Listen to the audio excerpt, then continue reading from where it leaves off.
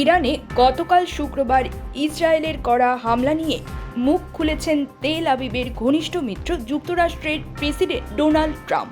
বার্তা সংস্থা রয়টার্সকে দেওয়া একটি সাক্ষাৎকারে তিনি বলেছেন, হামলার বিষয়টি আগেই জানতেন তিনি। ট্রাম্প বলেন, আমরা সব জানতাম। আমি ইরানকে অপমান ও ধ্বংসের হাত থেকে বাঁচাতে চেয়েছিলাম। আমি খুব চেষ্টা করেছি, কারণ আমি চাইতাম একটা চুক্তি হোক। মার্কিন প্রেসিডেন্টের মতে এখনো চুক্তি করার সুযোগ আছে।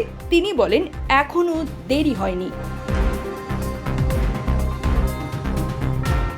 ট্রাম্প বলেন, তিনি ইসরায়েলের প্রধানমন্ত্রী বেনিয়ামিন নেতানিয়াহুকে হামলা পিছিয়ে দিতে বলেছিলেন। তিনি চেয়েছিলেন কূটনৈতিকভাবে বিষয়টি সমাধান হোক। যদিও আলোচনায় ব্যর্থ হলে ইরানকে হামলার হুমকিও দিয়েছিলেন তিনি। যুক্তরাষ্ট্র ইসরায়েলের পাশে থাকবে কিনা এমন প্রশ্নের জবাবে ট্রাম্প বলেন, তিনি ইসরায়েলকে সমর্থন করেন। তবে এই হামলার জেরে মধ্যপ্রাচ্যে যুদ্ধ ছড়িয়ে পড়তে পারে কিনা সেই বিষয়ে কিছু বলেননি।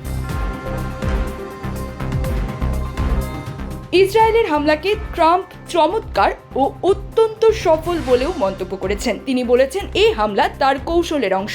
একদিকে তিনি প্রকাশ্যে সোজা সাপটা কথা বলেন, অন্যদিকে আড়ালে দর কষাকষি চালিয়ে যান। তেহরানের পারমাণবিক কর্মসূচি থামাতে ইসরায়েলের সামরিক পদক্ষেপকে সমর্থন করেছেন ট্রাম্প। তবে যুক্তরাষ্ট্রের কিছু মিত্রদের সংযম দেখাতে বলেছে।